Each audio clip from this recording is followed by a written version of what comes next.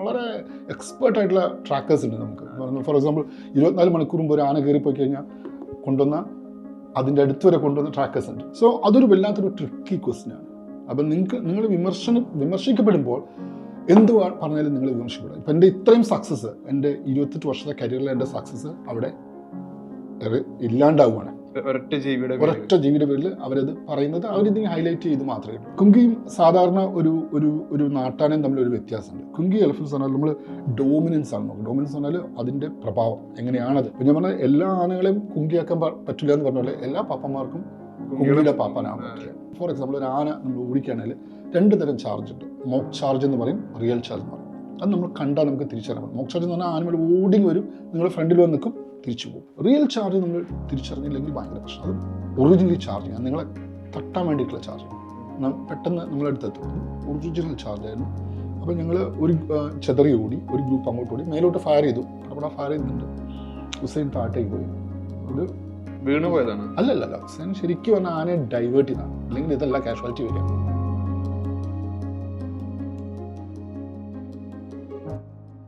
Chief forest veterinary officer doctor Arun സക്കറിയാണ് the Cue അഭിമുഖത്തിൽ.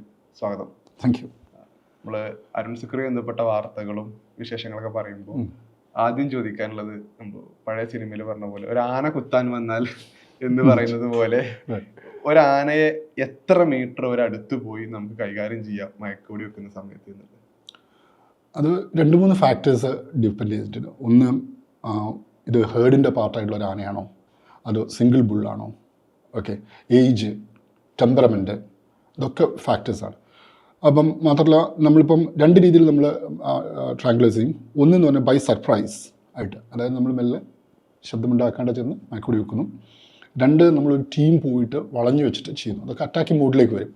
അപ്പോൾ അതിനനുസരിച്ച് ഡിസ്റ്റൻസ് മാറാം. ഇപ്പം പൊതുവെ ആനയുടെ ഇതെന്ന് പറഞ്ഞാൽ ആനയ്ക്ക് കാഴ്ചശക്തി വളരെ കുറവാണ്, ഓക്കെ. അപ്പം പക്ഷേ സെൻസ് സ്മെല്ലും ഇതുമാണ്, മൂവ്മെൻറ്റുമാണ് അതധികം ഇത് ചെയ്യാം, ഈവൻ ഇൻക്ലൂഡിങ് ദ വൈബ്രേഷൻസ്. അപ്പോൾ ശരിക്കും നമ്മൾ വളരെ ഏറ്റവും ഐഡിയൽ എന്ന് പറഞ്ഞാൽ ആനിമലിനെ ഡിസ്റ്റർബ് ചെയ്യാതെ നമ്മൾ പോയി ചെയ്യുകയാണെങ്കിൽ നമുക്കൊരു 50 മീറ്റേഴ്സ്. പിന്നെ നമ്മൾ സിറിഞ്ച് എത്ര മരുന്ന് ഉപയോഗിക്കുന്നു ഒക്കെ ഇതിൻ്റെ ഫാക്ടറാണ്, അതിൻ്റെ വെയിറ്റ്. അപ്പം മാക്സിമം ഒരു 50 മീറ്റേഴ്സാണ് നമ്മളുടെ ഒരു ഐഡിയൽ ആയിട്ടുള്ള അളവ് വരുന്നത്. 1998 സർവീസിന്റെ ഭാഗമാവുന്നത്. അതെ. പിന്നീട് പേഷൻ കണക്കാക്കുമ്പോൾ 28 വർഷത്തോളമായി സർവീസിന്റെ ഭാഗമായിട്ടുണ്ട് എന്നുള്ളത്. പ്രധാനപ്പെട്ട പല മേജർ മിഷനുകളിലും ഒരുപക്ഷെ നമ്മള് ടെലിവിഷൻ ചാനലുകളുടെ വാർത്താ തലക്കെട്ട് തന്നെ ഉണ്ടാവും, അരുൺ സക്കറിയ കണ്ണൂരിലേക്ക്, അതല്ലെങ്കിൽ അരുൺ സക്കറിയ ഈ ഓപ്പറേഷന് വേണ്ടി ഇറങ്ങുന്നു, സഞ്ചരിക്കുന്നു എന്നുള്ളത്. അപ്പോൾ അതൊരു ആശ്വാസം കൂടിയാണ്. അപ്പോൾ അരുൺ സക്കറിയയുടെ ഒരു പെർസ്പെക്റ്റീവിൽ നോക്കുമ്പോൾ 28 വർഷക്കാലം മേജർ ഓപ്പറേഷൻസ് നിരവധിയുണ്ട്. എന്ത് തരം പാഷനാണ് ഇത്? ധൈര്യം കൂടി ഇതിൻ്റെ പ്രധാനപ്പെട്ട കാര്യമാണല്ലോ. ഇത് എന്നെ സംബന്ധിച്ച് പറയുകയാണെങ്കിൽ ഞാൻ വൈൽഡ് ലൈഫിൽ വർക്ക് ചെയ്യാൻ വേണ്ടിയിട്ട് താല്പര്യപ്പെട്ട കുഞ്ഞുകാലം മുതലേ. അപ്പം നമുക്ക് 2 തരം വൈൽഡ് ലൈഫ് ഫീൽഡ് ഉണ്ട്. ഒന്ന് സുവോളജിക്കൽ മെഡിസിൻ എന്ന് പറയും, അത് സൂ ബേസ്ഡ് ആയിട്ടുള്ള, അത് ശരിക്കും നമ്മളൊരു ഫാം മാനേജ് ചെയ്യുന്ന പോലെ തന്നെയാണ്. പിന്നെ free range wild life medicine എന്ന് പറയും. Free range wild life medicine പണ്ട് ഇത് ശരിക്കും ഒരു ന്യൂ സയൻസാണ്. ഒരു 20 വർഷമായിട്ടേ ഉള്ളൂ free range wild life medicine എന്ന് പറഞ്ഞാൽ. പണ്ട് ഫ്രീ റേഞ്ച് വൈൽഡ് ലൈഫിലെ ഡിസീസും പ്രോബ്ലംസും ഒന്നും വലിയൊരു ഇഷ്യൂ അല്ലാണ്ട് ഒരു പാർട്ട് ഓഫ് എക്കോളജിക്കൽ പ്രോബ്ലം ആയിട്ടാണ് ആൾക്കാർ കണ്ടുകൊണ്ടിരുന്നത്. പക്ഷേ ഇപ്പം പ്രശ്നങ്ങൾ മാറി. ഇപ്പം നമ്മൾ ഒരുപാട് പുതിയ അസുഖങ്ങൾ കണ്ടെത്തുന്നുണ്ട്. അപ്പം നമ്മളിപ്പം finally even disease and extinction cause ചെയ്യുന്നുണ്ടാക്കുന്നുണ്ട്. ഹ്യൂമൻ വൈൽഡ് ലൈഫ് കോൺഫ്ലിക്റ്റ് കൂടി. അപ്പോൾ അതിൻ്റെ ഒരു നെസസിറ്റി ഇങ്ങനെ സ്ലോലി കൂടി വന്നു. അപ്പോൾ ഞാൻ ആദ്യം 2 പോസ്റ്റ് ഉണ്ടായിരുന്നുള്ളൂ. അസിസ്റ്റൻറ്റ് ഫോറസ്റ്റ് വെറ്ററിനറി ഓഫീസർ ഒന്ന് മുത്തങ്ങയും ഒരെണ്ണം കോന്നിയിലും, okay. Forest veterinary officer Konni, ഈ 2 പോസ്റ്റേ ഉണ്ടായിരുന്നുള്ളൂ. ആക്ച്വലി ഇവരെ യഥാർത്ഥ ഡ്യൂട്ടി, ഇത് ബ്രിട്ടീഷ് ടൈമിൽ ഉണ്ടായിരുന്ന ഒരു പോസ്റ്റായിരുന്നു. ഇവരെ യഥാർത്ഥ ഡ്യൂട്ടി എന്ന് പറഞ്ഞാൽ ലുക്കിംഗ് ആഫ്റ്റർ ക്യാപ്റ്റീവ് എലഫൻസ് ആണ്. അന്ന് ഒരുപാട് നമുക്ക് ആനകളുണ്ട്. ഇത് തടി പിടിക്കാൻ വേണ്ടിയിട്ട് സ്റ്റേറ്റിൻ്റെ അടുത്ത് തന്നെ തടി പിടിക്കാൻ വേണ്ടിയിട്ട് അങ്ങനെ ഒത്തിരി ബ്രിട്ടീഷുകാരുടെ സമയത്തുള്ള വലിയ ക്യാമ്പുകളാണ്. ഇപ്പം Konni camp, Kodanad camp, Muthanga camp എന്നൊക്കെ പറഞ്ഞു കഴിഞ്ഞാൽ വലിയ ക്യാമ്പുകളായിരുന്നു. 100 കണക്കിന് ആനകളുണ്ടായിരുന്നു. ഇത് തടി പിടിക്കാൻ വേണ്ടി, ആനയെ പിടിക്കാൻ വേണ്ടി ഉപയോഗിക്കുമായിരുന്നു. അപ്പോൾ ഈ സെറ്റപ്പ് പിന്നെ നമ്മൾ 66 നമ്മളിത് ബാൻ ചെയ്തതോടെ നമ്മൾ ഇതിനെല്ലാം തൂക്കി വിറ്റു. അപ്പം തന്നെ നമ്മൾ പ്രസക്തി കുറഞ്ഞു. ഓക്കെ, ഞാൻ ജോയിൻ ചെയ്യുന്ന സമയത്ത് എന്ന് പറഞ്ഞാൽ ആകെ 2-3 ആനയുള്ളൂ. ഓക്കെ, അപ്പോൾ നമുക്കൊരു ജോലിയില്ല. പക്ഷേ പിന്നെയാണ് നമ്മൾ ആ ഫ്രീ റേഞ്ച് വൈൽഡ് ലൈഫ് മെഡിസിനിലേക്ക് നമ്മൾ എൻട്രി ചെയ്യുന്നത്, എക്സ്പാൻഡ് ചെയ്യുന്നത്. അപ്പോൾ അതായിരുന്നു നമ്മളെ പാഷനും. അപ്പോഴത്തേക്ക് ഈ സയൻസ് ഒരുവിധം മെച്ചുറായി തുടങ്ങി. അപ്പോൾ ഒരുപാട് ശരിക്കും വളരെ അപ്പം നമ്മളൊരു പഠനങ്ങൾ നോക്കുകയാണെങ്കിൽ റിസർച്ച് തീസിസ് ഒക്കെ നോക്കുകയാണെങ്കിൽ 1-2 തീസിസേ ഉള്ളൂ, ഈവൻ ഒരു PhD ഉള്ളൂ ഇതിനകത്ത്. ഞാനൊരു PhD എടുത്താണ് അതിനകത്ത്. അതേപോലെ തന്നെ റിസർച്ച് പേപ്പേഴ്സ് നോക്കുകയാണെങ്കിൽ ഒരു 2% ഫ്രീ റേഞ്ചിങ് മെഡിസിനെ റെപ്രസെൻറ്റ് ചെയ്യുന്നുള്ളൂ. ബാക്കി 98% സൂ ബേസ്ഡ് ആയിട്ടുള്ള ഡിസീസും കാര്യങ്ങളാണ്.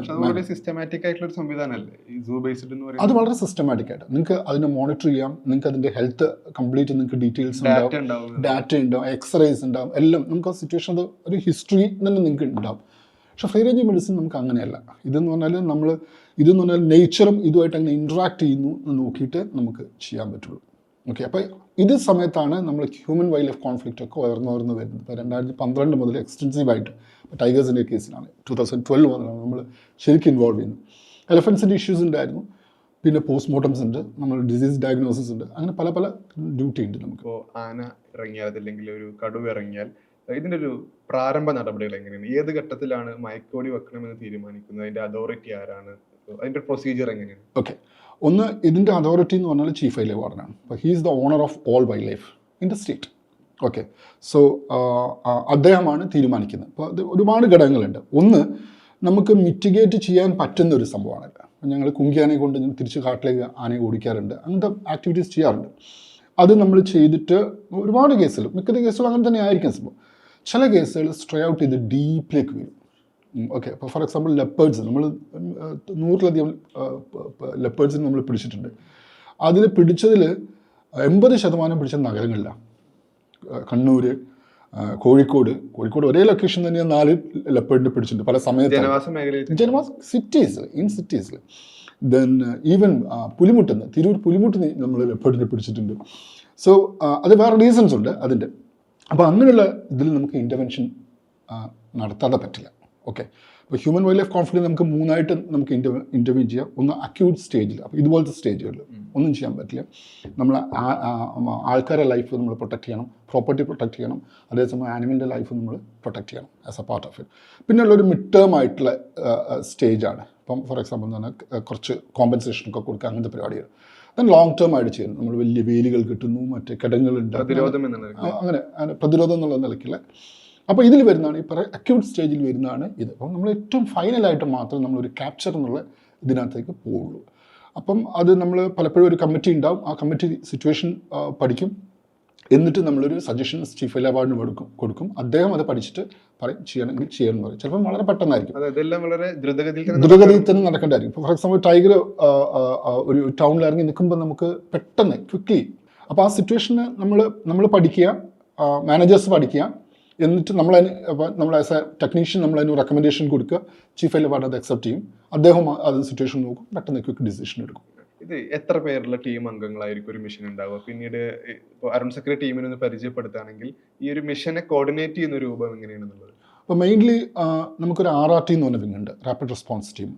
അപ്പോൾ എൻ്റേത് ഞങ്ങളാകെ 3 സ്റ്റാഫേ ഉള്ളൂ. ഓക്കെ, അപ്പം ഒരു ബയോളജിസ്റ്റ് ഉണ്ട്, മോളിക്കുലർ ബയോളജിസ്റ്റ് ഉണ്ട്, ഞങ്ങൾക്കൊരു ലാബൊക്കെ ഉണ്ട്, ഒരു മോളിക്കുലർ DNA ലാബുണ്ട്. അപ്പോൾ അദ്ദേഹം അത് മാനേജ് ചെയ്യുന്നുണ്ട്, എനിക്കൊരു ഡ്രൈവറുണ്ട്, ഞാനുണ്ട്, 3 പേരേ ഉള്ളൂ. പക്ഷേ നമ്മളൊരു ഓപ്പറേഷനിൽ വരുമ്പോഴേക്ക് നമ്മൾ ഒരു വലിയ ടീമിനെ നമ്മൾ സംഘടിപ്പിക്കുകയും ചെയ്യാം. അവർ തന്നെ വെൽ എക്സ്പീരിയൻസ്ഡാണ്, വളരെ എക്സ്പീരിയൻസ്ഡ്. ഇത് ബേസ് എന്ന് പറഞ്ഞാൽ നമ്മളുടെ ആൾക്കാരുടെ സ്കിൽസാണ് നമ്മൾ നോക്കുക. ഓക്കെ, ആൾക്കാരുടെ സ്കില്ല് നോക്കിയിട്ടാണ് നമ്മളത് ചെയ്യുക. അത് പിന്നെ ടീം എങ്ങനെ ഇൻട്രാക്ട് ചെയ്യുന്നു. ഓക്കെ, ഇപ്പോൾ ഒരു ആനയെ ന്യൂസ് ഇടണമെങ്കിൽ കെട്ടണമെങ്കിൽ, ഓക്കെ, പിന്നെ നമ്മളെ പാപ്പന്മാരുണ്ടാവും, ഓക്കെ, കുങ്കി ഉണ്ടാവും, ഡിപ്പെൻഡ്സ് അബൌട്ട് ദ സിറ്റുവേഷൻ. ഞാനതിൻ്റെ ഒരു എക്സാമ്പിൾ പറയുകയാണെങ്കിൽ, ഫോർ എക്സാമ്പിൾ ഒരു ടൈഗറിൻ്റെ സിറ്റുവേഷൻ, ഒരു കടുവ നിൽക്കുകയെന്ന് വെച്ചോളൂ. അപ്പം നമ്മൾ പോകുമ്പം ഇതിനൊരു സേഫ് ഡിസ്റ്റൻസ് ഉണ്ട്. ഓക്കെ, സോ ഒരു ഔട്ട് സേ 20 മീറ്റേഴ്സ്. ഓക്കെ, നമ്മൾ 20 മീറ്റേഴ്സിന് അടുത്തുമ്പോഴേ ഇത് ഗ്രൗൾ ചെയ്യും. ഓക്കെ, അതായത് ഞാനിവിടെ ഉണ്ട്, കെയർഫുൾ എന്ന് പറയും. ഓക്കെ, മാനേജർ അല്ലെങ്കിൽ കേട്ടോ, മാനേജർ ആണെങ്കിൽ നമ്മളെ പുറകിൽ വന്ന് അടിക്കുകയുള്ളൂ. അത് നമ്മളൊരു 10 മീറ്റർ ആയി കഴിഞ്ഞാൽ ആ സേഫ് സോൺ കട്ട് ചെയ്തു അയാൾ ചാർജ് ചെയ്യും. ആ ചാർജിങ് എന്ന് പറഞ്ഞു കഴിഞ്ഞാൽ നമ്മളെ കൊണ്ടേ പോകുള്ളൂ. ഓക്കെ, അപ്പം നമ്മൾ ഈ ചെയ്യുന്നത് പറഞ്ഞാൽ ഓൺ ഫുട്ടിലാണ് നമ്മളെല്ലാം ചെയ്യുന്നത്. അപ്പം പല ആൾക്കാരും നമ്മളോട് ചോദിച്ചിട്ട് നിങ്ങൾക്ക് ഭ്രാന്താണെന്ന് ചോദിക്കും. ഓക്കെ, നിങ്ങൾക്ക് ഭ്രാന്താണെന്ന് ചോദിക്കുക എന്ന് പറഞ്ഞാൽ എന്തിനാണ് നിങ്ങൾ ഇത്ര ഈ റിസ്ക് എടുക്കുന്നത്? പലപ്പോഴും ആനപ്പുറത്ത് നിന്നിട്ടാണ് വെസ്റ്റ് ബംഗാളിലും അവിടെയൊക്കെ ചെയ്യുക. നമുക്കത് പറ്റില്ല, കാരണം നമ്മൾ അടഞ്ഞ കാടാണ്, ഗ്രാസ് ലാൻഡ്സ് പോലെ സ്ഥലമല്ല, നമുക്ക് ഓൺ ഫുട്ടേ നമുക്ക് ചെയ്യാൻ പറ്റുള്ളൂ. അപ്പോൾ ഇതൊരു വലിയ റിസ്ക്കാണ്. ഇവിടെ റിസ്ക് നമ്മൾ എടുക്കുന്നതെന്ന് പറഞ്ഞു കഴിഞ്ഞാൽ ഫോർ എക്സാമ്പിൾ ഒരു ടൈഗർ അറ്റാക്ക് ചെയ്യുകയാണെങ്കിൽ നമ്മൾ തിരിഞ്ഞോടിക്കഴിഞ്ഞാൽ യു ആർ ഡെഡ്. ഓക്കെ, കൈയും കാലും പൊക്കി നിങ്ങൾ വലുതായി നിൽക്കുക. അതിൻ്റെ ഒരു ക്ലാസിക് എക്സാമ്പിൾ ഉണ്ട്, ഗോഡ് മസ്റ്റ് ബി ക്രേസി എന്ന് പറഞ്ഞ സിനിമയിൽ കണ്ടിട്ടുണ്ടെങ്കിൽ ഒരു കുഞ്ഞിനെ ഒരു ഹൈനെ ഓടിക്കുമ്പോൾ ഒരു മരക്കഷ്ണം എടുത്ത് തലയിൽ വെക്കുന്നുണ്ട്. So you are making yourself big. അപ്പോൾ ആനിമൽ അറ്റാക്കിംഗ് മോഡ് കുറയും. ഓക്കെ, അപ്പോൾ അതിനെ കണ്ടാൽ മതി. നമ്മൾ ഹ്യൂമൻ ഡെത്ത് എടുക്കുകയാണെങ്കിൽ ടൈഗർ ഹ്യൂമൻ ഡെത്ത് മിക്ക സമയത്തും ആൾക്കാർ ഇരിക്കുന്ന പൊസിഷനിലായിരിക്കും. ഓക്കെ, അതായത് അവർക്ക് പ്രതിരോധിക്കാൻ പാകത്തിലുള്ള ആളാണെന്നുള്ള ഭാഗത്തിൽ. ഇവിടെ നമ്മൾ ഉപയോഗിക്കുന്ന സെയിം ടാക്ടിക്സ് നമ്മൾ ഉപയോഗിക്കുന്നത്. നമ്മൾ എന്ത് ചെയ്യും, ഒരു 7 പേര് ഒരു ആരോ ഫോർമേഷനിൽ നിൽക്കും. ഓക്കെ, അപ്പോൾ ഇവർ നമ്മളിങ്ങനെ പോകുമ്പം ഒരു വലിയൊരു ടീമാണ്. അപ്പോൾ ആനിമലിനെ ഇൻഹിബിറ്റ് ചെയ്യണം. ആ വിൻഡോയിലാണ് നമ്മൾ ഡാർട്ട് ചെയ്യുന്നത്.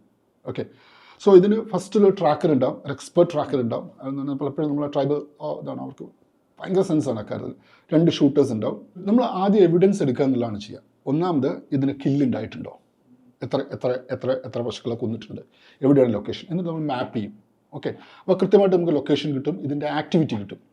ഈ ആക്ടിവിറ്റി വെച്ചിട്ടാണ് നമ്മൾ ബാക്കി ഫർദറായിട്ട് നോക്കുക. അപ്പോൾ പല രീതിയുണ്ട്. ഇപ്പോൾ നമ്മൾ ഈവൻ ഒരു ആനിമലിൻ്റെ അറ്റാക്ക് മോഡ് കണ്ടിട്ട് നമുക്ക് എത്ര ഏജിലുള്ള ടൈഗറാണെന്ന് നമുക്ക് പറയാൻ പറ്റും. It's an experience. ശൈലി മനസ്സിലാക്കാൻ പറ്റും. യങ് ആണെങ്കിൽ പുറകിലേക്ക് അടിക്കുള്ളൂ, കുറച്ചൊരു മീഡിയം ഇതാണ് വിൻ പൈപ്പിലാണ് അടിക്കുക. വളരെ അഡൽട്ട് ഉണ്ട്, നേരെ വന്ന് മുഖത്ത് കടിച്ച് സ്ട്രൈക്ക് ചെയ്യുന്നു. സോ ഈ പാറ്റേൺ കണ്ടാൽ തന്നെ നമുക്ക് ഏകദേശം പറയാൻ പറ്റും. കനൈൻ ഡിസ്റ്റൻസ്, ഈ കടിയുടെ ഡിസ്റ്റൻസ് ഒക്കെ നമുക്ക് ഏകദേശം ഏജ് ഇത് ചെയ്യാം. അതിനുശേഷം നമ്മൾ ക്യാമറ ട്രാപ്പ് പോലുള്ള സാധനങ്ങൾ ഡിപ്ലോയ് ചെയ്യും. ഓക്കെ, ആക്ടിവിറ്റി ടൈം നോക്കും, എത്ര സമയത്താണ് ഇവൻ ആക്റ്റീവ് ആവുന്നത് ഇത് ചെയ്യുന്നത്. അപ്പോൾ അതിനനുസരിച്ച് ക്യാമറ ട്രാപ്പ് വെക്കും. പിന്നെ നമ്മൾ ഡിസിഷൻ, ക്യാമറ ട്രാപ്പ് നമുക്ക് ഇമേജ് കിട്ടിക്കഴിഞ്ഞാൽ ആനിമലിനെ പറ്റി നമുക്കൊരു ധാരണ കിട്ടും. ഇസ് ഇറ്റ് ഇൻജേർഡ് ആണോ, ഇല്ലെങ്കിൽ പ്രായമുള്ളതാണോ, നമ്മളെ ഡാറ്റാബേസിലുള്ളതാണോ എന്നുള്ളൊരു ഐഡിയ കിട്ടും. ഇത് വെച്ചിട്ട് നമ്മൾ എങ്ങനെ ചെയ്യണം എന്നുള്ളത് ഈ ആക്ടിവിറ്റിയും ഇയാളുടെ പാറ്റേൺ ഓഫ് കോൺഫ്ലിക്റ്റും വെച്ചിട്ടാണ്, അതായത് ഇതിൻ്റെ പിടിക്കുന്നതിൻ്റെ സ്വഭാവം വെച്ചിട്ടാണ് നമ്മൾ എന്ത് ചെയ്യണം എന്നുള്ള ആലോചിക്കുന്നത്. അത് ചിലപ്പോൾ ട്രാപ്പായിരിക്കാം, ഓക്കെ, കൂട് വെക്കാം. ദെൻ ഇല്ലെങ്കിൽ ഓപ്പൺ ഡാർട്ടിങ് ആയിരിക്കാം. ചില കേസിൽ ഹ്യൂമൻ മാനിറ്റേഴ്സിൻ്റെ കേസിൽ വേറെ ഒന്നും ചെയ്യാനില്ല, ഷൂട്ട്. ഓക്കെ, പക്ഷേ ഈ ഓപ്പൺ ഡാർട്ടിങ് എന്ന് പറയുമ്പോൾ കഴിഞ്ഞ മാസങ്ങളിൽ വയനാടിന് ഓർമ്മ ഉണ്ട്. അതായത് RRT ടീമിന് നേരെ വരുന്ന അവരാ പടച്ചട്ട ഉപയോഗിച്ച് തടുക്കുന്നുണ്ടെങ്കിൽ കൂടെ അപ്പോൾ എന്ത് തരം സേഫ്റ്റിയാണ് ഈ ടീമിനുള്ളത് എന്നുള്ളൊരു പ്രധാനപ്പെട്ട ചോദ്യം. അവിടെ ആനിമൽ മാനേറ്റർ ആയിരുന്നു, ദാറ്റ് വാസ് എൻറ്റർലി ഡിഫറെൻറ്റ്. ഒരു മാനേറ്റർ കേസായിരുന്നു. അപ്പം നമുക്കൊരു 4-5 കേസ് മാനേറ്റർ വന്നിട്ടുണ്ട്. അപ്പോൾ മാനേറ്റേഴ്സ് എന്ന് പറഞ്ഞാൽ നമ്മളെ കോൺഫ്ലിക്റ്റ് ഞാൻ വരുമ്പോൾ അതിനകത്ത് പറയാതെ നമ്മുടെ കോൺഫ്ലിക്റ്റ് നമ്മൾ പ്രൊഫൈൽ ചെയ്തിട്ടുണ്ട്. 100ഓളം കടുവകളുടെ കോൺഫ്ലിക്റ്റ് നമ്മൾ പ്രൊഫൈൽ ചെയ്തിട്ട് പല രീതിയിലുള്ള കോൺഫ്ലിക്റ്റ് ഉണ്ട്. ഓക്കെ, ചിലത് നമ്മൾ പറയും ഫ്ലോട്ടേഴ്സ് എന്ന് പറയും. അതായത് ഒരു കടുവക്കുഞ്ഞ് ഒരു 2 വയസ്സാകുന്നവരെ തളയുടെ കൂടെ നിൽക്കും. അത് കഴിഞ്ഞാൽ അതിൻ്റെ ഹോം റേഞ്ച് കയറിപ്പോവും. അവിടെയൊക്കെയാണ് വയനാട് പോലെ സ്ഥലങ്ങളാണ് നല്ല ഡെൻസിറ്റിയാണ്. അപ്പോൾ അവിടെ ഒന്നും ഇതിന് ചെല്ലാൻ പറ്റില്ല. ഇതിൽ 10-50% കൊന്ന് തിന്നി പോകപ്പെടുകയാണ്. അടുത്ത് വലിയ കടുവകൾ തിന്നി പോവുക ചെയ്യുന്നത്. അങ്ങനെ അയാൾ പോയിട്ട് ഒരു സ്ഥലത്ത് നിൽക്കുന്നു. അയാൾ അധികവും മനുഷ്യാവാസ സ്ഥലത്തിൽ അബാൻഡൻഡ് എസ്റ്റേറ്റ്സ് ഉണ്ട് വയനാട്ടിലൊക്കെ, അവിടെ വന്ന് നിൽക്കുന്നു. അയാളെ കോൺഫ്ലിക്റ്റ്. ഫ്ലോട്ടേഴ്സ് എന്ന് പറഞ്ഞ ഗ്രൂപ്പ് ഉണ്ട്, സ്ട്രേസ് എന്ന് പറഞ്ഞ ഗ്രൂപ്പ്, അസുഖം ബാധിച്ചിട്ടുണ്ട്. ഓക്കെ, പിന്നെ ഹാബിച്വേറ്റഡ് കോൺഫ്ലിക്റ്റ് ആണ്. അതെന്ന് ഈ ഇഞ്ചുറി ചെയ്യാൻ പറ്റും, വയസ്സായി പരിക്ക് പറ്റി. 4-മത്തേന്ന് പറഞ്ഞാൽ മാനേറ്റേഴ്സ് എന്ന് പറഞ്ഞാൽ. മാനേറ്റേഴ്സ് എന്ന് പറഞ്ഞാൽ അത് കൃത്യമായി മനുഷ്യന് മാത്രമേ ഇത് ചെയ്യുള്ളൂ.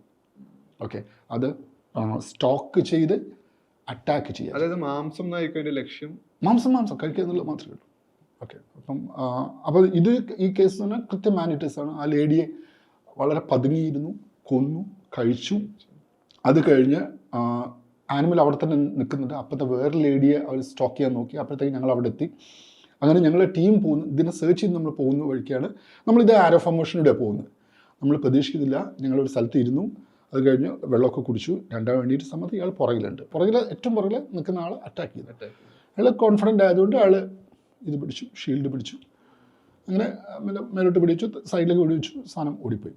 അപ്പോൾ ഇതിൻ്റെ പാറ്റേൺ വ്യത്യാസമാണ്, കോൺഫ്ലിക്റ്റിൻ്റെ പാറ്റേൺ. അതിനനുസരിച്ചിട്ടാണ് നമ്മൾ സ്ട്രാറ്റജി പ്ലാൻ ചെയ്യുക. ആനയുടെ കേസിൽ നമ്മൾ ഇതേപോലെ പ്രൊഫൈൽ ചെയ്തിട്ടുണ്ട്. ഓക്കെ, നമുക്ക് ഇപ്പം കേരളത്തിലെ സിറ്റുവേഷൻ എടുക്കുകയാണെങ്കിൽ നമ്മൾ വരുന്ന കോൺഫ്ലിക്റ്റിൻ്റെ 90-92% വരുന്നത് ബുൾസാണ്. ബുൾ എന്ന് പറഞ്ഞാൽ ആണാനകളാണ്. കൊമ്പന്മാരാവാം, മോഴയാവാം. ബാക്കി വളരെ ചെറിയ ശതമാനം മാത്രമേ കൂട്ടമായിട്ട് വരുന്നുള്ളൂ. പക്ഷെ അങ്ങനെയല്ല, വെസ്റ്റ് ബംഗാളിലൊക്കെ അങ്ങനെയല്ല, വലിയ കൂട്ടങ്ങളാണ് പോകുന്നത്. പ്രശ്നം അതിൻ്റെ റീസൺ എന്ന് പറഞ്ഞാൽ ഈ കൂട്ടം വരാൻ കാരണം ഹാബിറ്റാറ്റ് ഫ്രാഗ്മെൻറ്റേഷൻ എന്ന് പറയും. അതായത് അത് താമസിക്കുന്ന വാസസ്ഥലം ചെറിയ ചെറിയ കഷ്ണങ്ങളായി മാറിപ്പോവാം. അതിന് കൃത്യം അവിടെയാണ് ഈ കോറിഡോറുകൾ എന്നൊക്കെ പറയുന്ന സാധനം വരുന്നത്. ഇത് നമ്മൾ കണക്ഷൻസ് ഉണ്ടാക്കാം. ഓക്കെ, അപ്പോൾ അതിന് മാനേജ് ചെയ്യാൻ പറ്റും. ബാക്കിയുള്ളത് മിക്കതും വരുന്നത് പറഞ്ഞാൽ ഇവർ ഹാബിച്വേറ്റഡ് എന്ന് പറയും, അതായത് അത് പെട്ടെന്ന് ഉൾക്കൊള്ളുകയാണ്. ഓക്കെ, ഇത് റിസ്ക് ടേക്കിംഗ് ബിഹേവിയർ എന്നുള്ള ഒരു ലെവലിലേക്ക് നമ്മൾ ഇതിനെ കാണാൻ പറ്റും. ഫോർ എക്സാമ്പിൾ നമ്മൾ പറയുകയാണ്, പുതിയൊരു സ്റ്റഡി വന്നിട്ടുണ്ട്, പറയണം ഒരു സൗത്ത് ആഫ്രിക്കയിൽ ഒരു ആന ബ്രീഡ് ചെയ്യണമെങ്കിൽ, മെയ്റ്റ് ചെയ്ത് അതിന് കുഞ്ഞുണ്ടാവണമെങ്കിൽ മിനിമം 45 years എടുക്കുന്നവർ, 45 കാലതാമസം. കാരണം എന്ന് പറഞ്ഞാൽ ഒരു ആന ഉണ്ടായി അത് ഇൻഫൈറ്റ് നടന്നിട്ടാണ് ഒരു ഡോമിനൻ്റ് ആയിട്ടുള്ള, അതായത് പ്രധാനമായിട്ടുള്ള ബുള്ളായിട്ട് മാറുന്നത്. ഇതിന് ഒരുപാട് കാലം എടുക്കും. ഓക്കെ, അതൊരു സ്ലോ പ്രോസസ്സാണ്. ഓക്കെ, അതേസമയത്ത് ഒരു ഗ്രൂപ്പ്, ഓക്കെ, ഇവന് ഹൈലി ന്യൂട്രീഷ്യസ് ആയിട്ടുള്ള ഫുഡ് ഇവന് കഴിക്കാൻ പറ്റുകയാണെങ്കിൽ പെട്ടെന്ന് സൈസ് വെക്കും. 10-25 ആകുമ്പോഴേക്ക് പുള്ളി റെഡിയാവും. ഈ ഗ്രൂപ്പാണ് ഈ കോൺഫ്ലിക്റ്റിലേക്ക് വരുന്നത്. ഭക്ഷണം തേടുക എന്നുള്ളത് മാത്രമല്ല, അതിന് റിസ്ക് എടുക്കുന്ന പരിപാടിയാണ്. ഫോർ എക്സാമ്പിൾ ഞാൻ പറയാം, മിക്ക കോൺഫ്ലിക്റ്റ് ആനിമലും 40 വയസ്സിനേക്ക് അപ്പുറത്തേക്ക് പോകില്ല, അതിന് മുമ്പായിട്ട് ഡൈ ആവും. കാരണം ഇത് പോയ്സണിങ് അല്ലെങ്കിൽ ബുള്ളറ്റ്, ഇലക്ട്രോക്യൂഷൻ, കറണ്ട് അടിച്ചിട്ട് എങ്ങനെയായാലും ഇത് പോവാം. കാരണം റിസ്ക് എടുക്കാൻ തയ്യാറാവുന്ന കൂട്ടത്തിലാണ്. എക്സാക്ട്ലി. ഈ റിസ്ക് എടുക്കുന്ന ബെനിഫിറ്റ് എന്ന് പറഞ്ഞാൽ എന്താ, പെട്ടെന്ന് മെയ്റ്റ് ചെയ്യുക എന്നുള്ളതാണ്. ഓക്കെ, ഇപ്പോൾ ഒരു ഷോർട്ട് കട്ട് എടുക്കുന്നതാണ് ചെയ്യുന്നത്. ഈ റിസ്ക് എടുക്കുന്ന ബിഹേവിയർ, റിസ്ക് ടേക്കിംഗ് ബിഹേവിയർ എന്ന് പറയും, അത് ഹ്യൂമനിൽ ഒരുപാട് ശരിക്കും ജനിതകമായിട്ടുള്ളൊരു കാര്യം തന്നെയാണത്. അപ്പം എന്ന് പറഞ്ഞാൽ ബഞ്ചി ജമ്പേഴ്സ്, മനസ്സിലായി, അങ്ങനത്തെ ആൾക്കാർ റിസ്ക് ടേക്കിംഗ് ബിഹേവിയർ, അവർ റീസൺ അവർ ഫീമെയിൽസിനെ അട്രാക്ട് ചെയ്യുന്നുണ്ട്. ഓക്കെ, ലൈക്ക് വൈസ് ഇയാളുടെ ചാൻസ് കൂടുകയാണ് ചെയ്യുന്നത്. ഓക്കെ, സോ ഇത് കണക്റ്റഡ് ആയിട്ടുള്ള ഒരു സ്വഭാവമായിട്ട് നമുക്കിതിനെ കോൺഫ്ലിക്റ്റിനെ കാണാൻ പറ്റും. ഇങ്ങനെ ഡാർട്ട് ചെയ്ത് അതല്ലെങ്കിൽ ഒരു ലൊക്കേറ്റ് ചെയ്യുന്ന അനിമലിനെ പിന്നീട് മയക്കോടി വെക്കുന്ന ആ ഒരു മൊമെന്റ് ഉള്ളത്, അതായത് ആ ഡിസിഷൻ എങ്ങനെയാണ്, എത്ര മീറ്ററിലേക്ക് എത്തും എന്നുള്ളതും മയക്കോടി വെച്ച് ഇതിനെ വരുതിയിലാക്കുന്ന ഒരു മൊമെന്റ് ശരിക്കും എങ്ങനെയാണ്? ഞാൻ പറഞ്ഞില്ലേ, മയക്കോടി വെക്കുന്ന എലഫൻസിൻ്റെ കേസിലാണ് നമ്മൾ ഉടനെ കയറി നമ്മൾ മയക്കോടി വെക്കല്ല.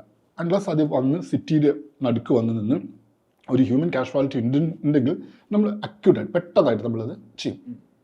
മറ്റെന്ന് പറഞ്ഞു കഴിഞ്ഞാൽ നമ്മൾ പലപ്പോഴും ചെയ്യുന്നതെന്ന് പറഞ്ഞാൽ ഞാൻ പറഞ്ഞില്ല, ഈ ഒരു ഹാബിച്വേറ്റഡ്, ഇതിങ്ങനെ സ്വഭാവമായിട്ട് വന്ന ആനകൾ ഇവനിങ്ങനെ വന്ന് കോൺഫ്ലിക്റ്റ് ചെയ്തുകൊണ്ടിരിക്കുക. ഓക്കെ, അതിന് കൃത്യമായ പാറ്റേൺ ഒക്കെ ഉണ്ടോ, കൃത്യമായ സമയങ്ങളുണ്ട്, അതേ ശൈലി തന്നെ തുടരും. അപ്പോൾ നമ്മൾ എന്ത് ചെയ്യും, പലപ്പോഴും ഒന്ന് മൈക്കോടി വെച്ച് നമ്മൾ റേഡിയോ കോളർ വെക്കും. ഓക്കെ, റേഡിയോ കോളർ വെച്ചിട്ട് ഇയാളൊരു ഇങ്ങനെ സ്വഭാവമുള്ള ആനിമലാണോ നമ്മൾ വ്യക്തമായിട്ട് ട്രാക്ക് ചെയ്യും, നമുക്കത് മാപ്പ് ചെയ്യും നമ്മൾ. അപ്പോൾ ഇതിൻ്റെ ലൊക്കേഷൻസ് നമുക്ക് കിട്ടും, കമ്പ്യൂട്ടറിൽ കിട്ടും, ഇവൻ എവിടെയാണ് പോകുന്നത്. അപ്പോൾ നമ്മൾ ലൊക്കേറ്റ് ചെയ്ത് നമുക്കൊരു 2 years ഡാറ്റ ആകുമ്പോൾ നമുക്കറിയാം ഇയാളൊരു ഹാബിച്വേറ്റഡ് ഇതാണ്, ഇനി പ്രശ്നമാവും മുന്നോട്ട് പോകുമ്പോൾ. അങ്ങനെ സമയത്താണ് പലപ്പോഴും നമ്മൾ ക്യാപ്ചർ ചെയ്യുന്നത്. പാരിക്കോമിൻ്റെ കേസൊക്കെ അങ്ങനെയാണ് വന്നിരിക്കുന്നത്, നമ്മൾ ക്യാപ്ചർ ചെയ്യുന്നത്. അതൊരു മാനേജ്മെൻറ്റ് ഡിസിഷനാണ്, സ്റ്റേറ്റിൻ്റെ ഡിസിഷനാണ്. കാരണം പ്രോപ്പർട്ടിക്കും മനുഷ്യനും ആപത്ത് സംഭവിച്ചുകൊണ്ടിരിക്കുകയാണ്, ഒരു വലിയൊരു എസ്കലേഷനിലേക്ക് പോവുകയാണ്. അങ്ങനെയാണ് നമ്മൾ ആനയെ പിടിക്കുന്നത്. അതൊരു ലോങ് പ്രോസസ്സാണ്, അല്ലാണ്ട് 1 fine day അല്ല.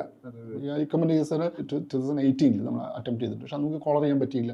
കാരണം അന്ന് നമുക്ക് കുങ്കിയില്ല, നമ്മൾ തമിഴ്നാട്ടിൽ നിന്ന് കൊണ്ടുവന്ന കുങ്കിയാണ്. ഇതിന് കണ്ടപ്പോൾ കലീം എന്ന് പറഞ്ഞ കുങ്കി ഓടി.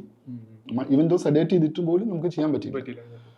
പക്ഷേ ഇപ്പോഴത്തെ അപ്പോഴേക്കും നമുക്ക് ഒരുപാട് ഡാറ്റ അവരെടുത്തു, ഇത് ഹാബിച്വേറ്റഡ് കോൺഫ്ലിക്റ്റ് ആനിമലാണ്, കാരണം ഇതൊരു ഇതിനകത്തേക്ക് പോകുന്നു എന്ന് അറിഞ്ഞപ്പോഴാണ് ഗവൺമെൻറ് ഒരു ഡിസിഷൻ എടുത്തത്. അതായത് ഈ മയക്കോടി വെക്കുമ്പോൾ ആ ജീവിക്ക് സംഭവിക്കുന്നത് എന്താണ്, ഈ സഡേഷൻ എത്ര സമയം നീണ്ടു നിൽക്കും, നമ്മുടെ മൊത്തം പ്രോസസ്സ് എങ്ങനെയാണ് ആ സമയത്ത്? ഇത് ഒന്നുമില്ല, ഇത് നിങ്ങളൊരു അസുഖമായിട്ട് നമുക്കൊരു സർജറി ചെയ്യാൻ വെച്ചോ, നമ്മളൊരു ഓപ്പറേഷൻ തിയേറ്റർ സെയിം പ്രൊസീജിയറാണ്, അല്ലാണ്ട് വേറെ ഒന്നുമില്ല. അപ്പോൾ ഇതെന്ന് പറഞ്ഞാൽ ഇതിൻ്റെ ഒരു സ്റ്റേജ് ഉണ്ട്, അനസ്തറ്റിക് സ്റ്റേജ് എന്ന് പറയും. അപ്പോൾ ആദ്യം എന്ന് പറഞ്ഞാൽ hypnosis, narcosis, coma, anaesthesia, coma, death, ഇങ്ങനെയാണ് അതിൻ്റെ പോക്ക്. ഹിപ്നോസിസ് എന്ന് പറഞ്ഞാൽ ഉറക്കം, ചെറിയൊരു ഉറക്കം, നമ്മളൊരു ചെറിയ സ്റ്റിമുലേ കൊടുത്തു കഴിഞ്ഞാൽ അയാൾ എണീക്കും. നാർക്കോസ് എന്ന് പറഞ്ഞാൽ ഡീപ്പ് സ്ലീപ്പ്. ഓക്കെ, അതും ചെറിയൊരു വലിയ സ്റ്റിമുലേ കൊടുത്താൽ അയാൾ എണീക്കും. അനസ്തീഷ്യ എന്ന് പറഞ്ഞാൽ അയാൾക്ക് കൃത്യമായിട്ട് ഒരു കോൺഷ്യസ്നെസ് ഉണ്ടാവില്ല. ഓക്കെ, മോട്ടോർ സിസ്റ്റം കംപ്ലീറ്റ് നിൽക്കും. അത് കഴിഞ്ഞ് കൂടിക്കഴിഞ്ഞാൽ കോമയിലേക്ക് പോവും, ഡെത്തിലേക്ക് പോകും. ഇവിടെ ഏതാണ് നമ്മൾ ചൂസ് ചെയ്യേണ്ടതെന്നുള്ളത് നമ്മളുടെ കൃത്യമായ സ്പീഷീസും ആ പ്രശ്നത്തിന് അധിഷ്ഠിതമായിട്ടാണ്.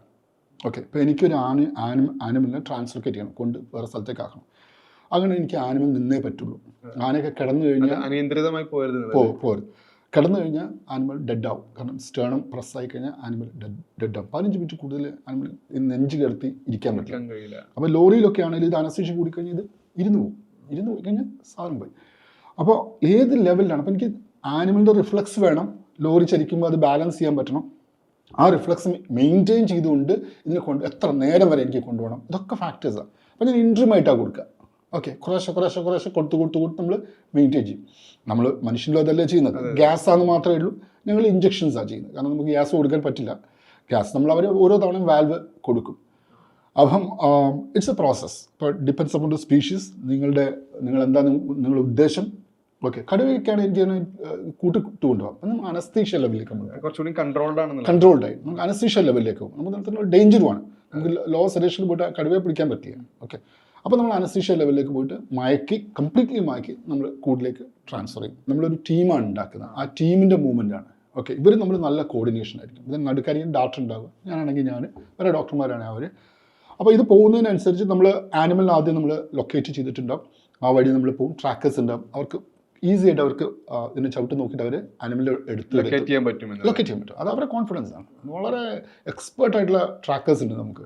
ഫോർ എക്സാമ്പിൾ 24 മണിക്കൂർ മുമ്പ് ഒരു ആന കയറിപ്പോയി കഴിഞ്ഞാൽ കൊണ്ടുവന്ന അതിൻ്റെ അടുത്ത് വരെ കൊണ്ടുവന്ന ട്രാക്കേഴ്സ് ഉണ്ട്. വഴി കറക്റ്റ് കണ്ടെത്താൻ കഴിയും. വഴി കണ്ടത് അവർക്ക് അവരുടേതായിട്ടുള്ള സെൻസസ് ഉണ്ട്.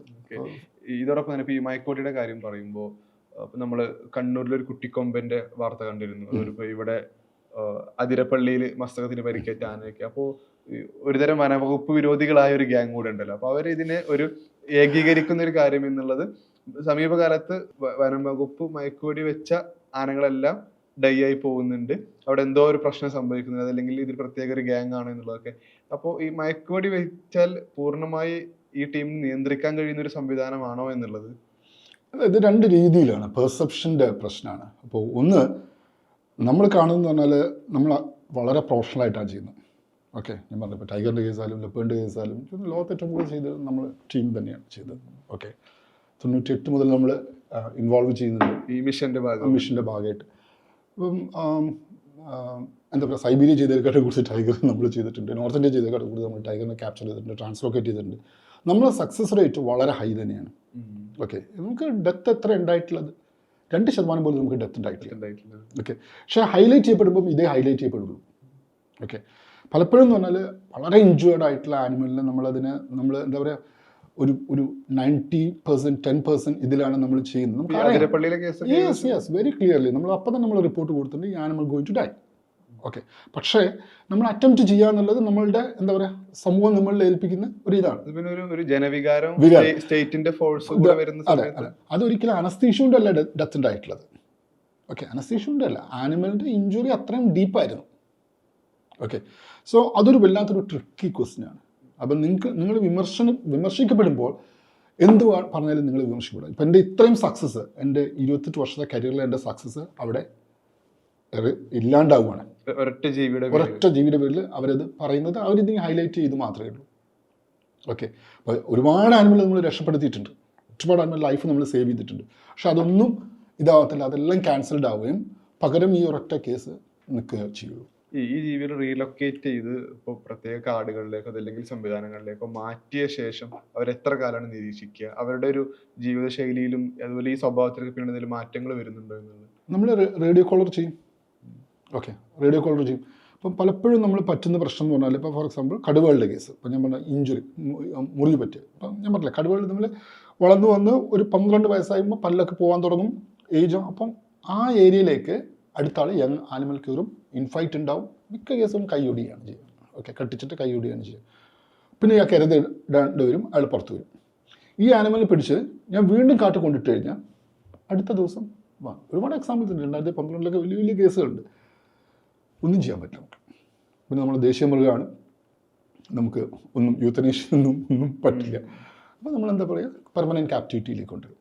ഓക്കെ, അതല്ലാതെ ചില ആനിമൽസ്, ഫോർ എക്സാമ്പിൾ ഈ പുറത്ത് വന്ന് കോഴിക്കോട് നഗരത്തിൽ വന്ന ഒരു ലെപ്പേർഡിനെയൊക്കെയാണ് ഞാൻ പിടിച്ച് തീർച്ചയായിട്ടും കാട്ടിൽ വിട്ട് കഴിഞ്ഞാൽ ഒരു പ്രശ്നം ഉണ്ടാവില്ല.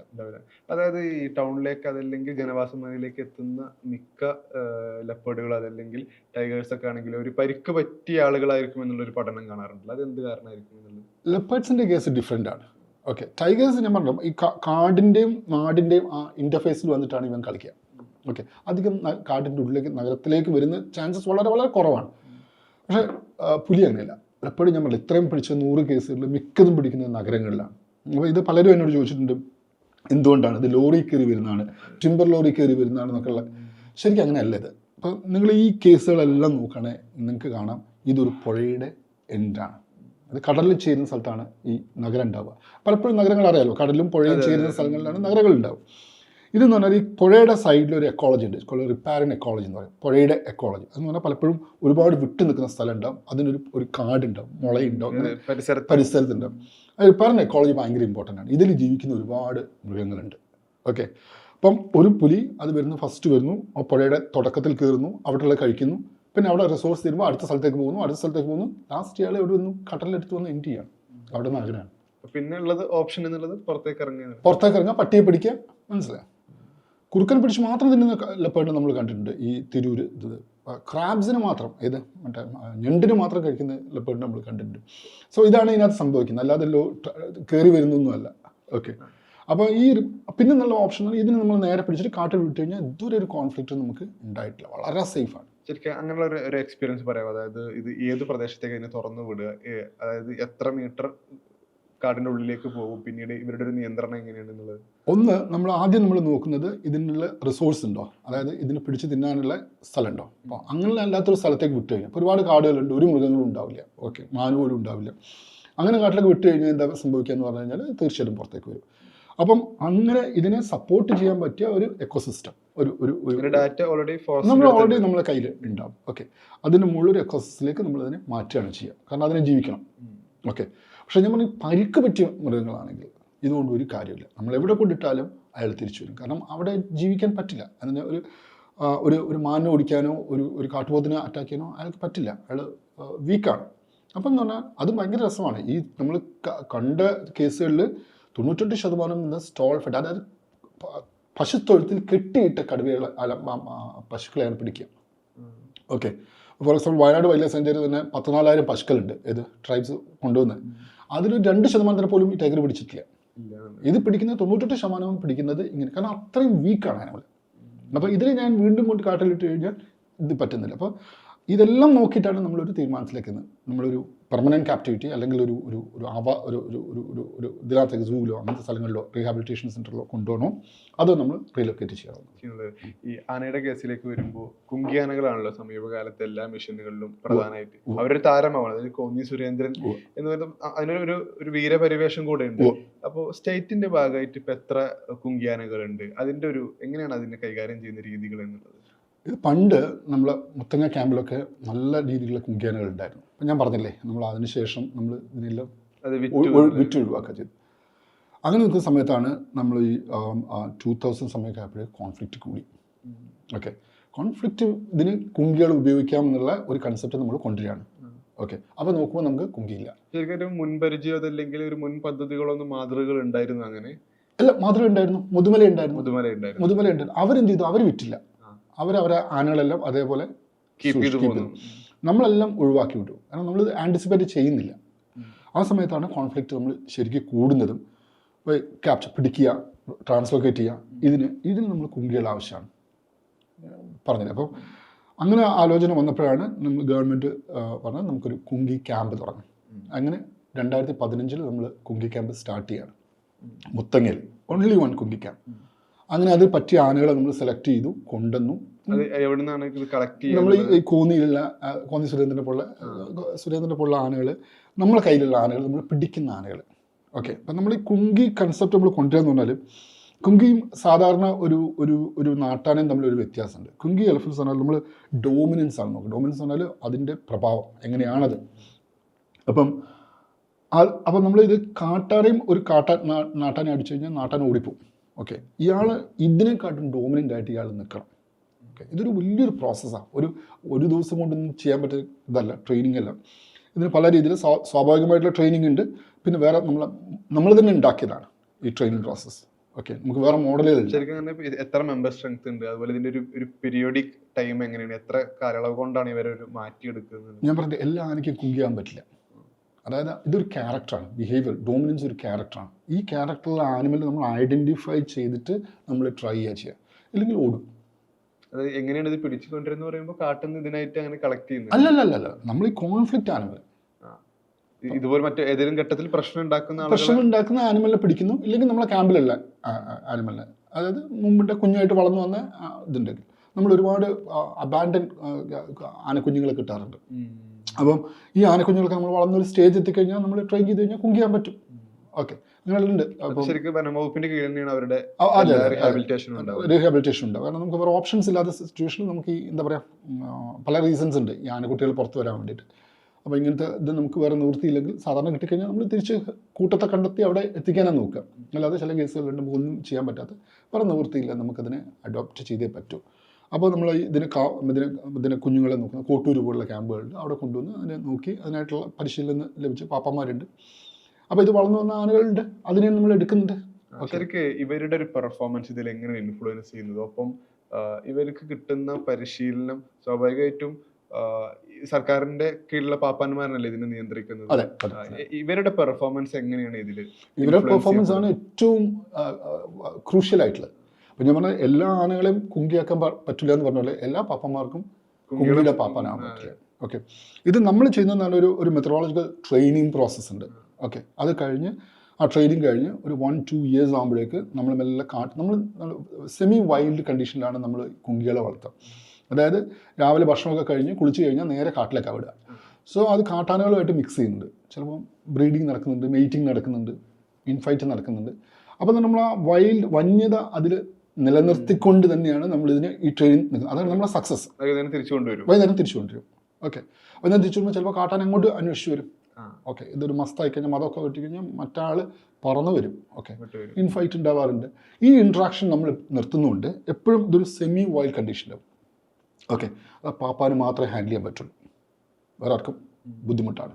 അപ്പം എനിക്ക് ആഗ്രഹമുണ്ട്, നടക്കില്ല. കാരണം അതൊരു ബോണ്ടേജ് നമ്മൾ ഉണ്ടാക്കുകയാണ്. അവർ തമ്മിലുള്ള ബോണ്ടേജ് ഉണ്ടാക്കി ഇയാൾ കോൺഫിഡൻസ് നിൽക്കുകയാണ്. അപ്പോൾ അത് നിങ്ങൾക്ക് പോലെ കൃത്യമായിട്ട് നമ്മുടെ ക്യാമ്പിലൊക്കെ വന്നറിയാം. മതം പൊട്ടിയ സാധാരണ ആനയെ ഇറക്കാറില്ല, കണ്ടിട്ടുണ്ടോ? കെട്ടിയിടുക ചെയ്യാം. 4 കാലും കെട്ടിയിടും, അല്ലെങ്കിൽ 2 കാലും കെട്ടിയിടും.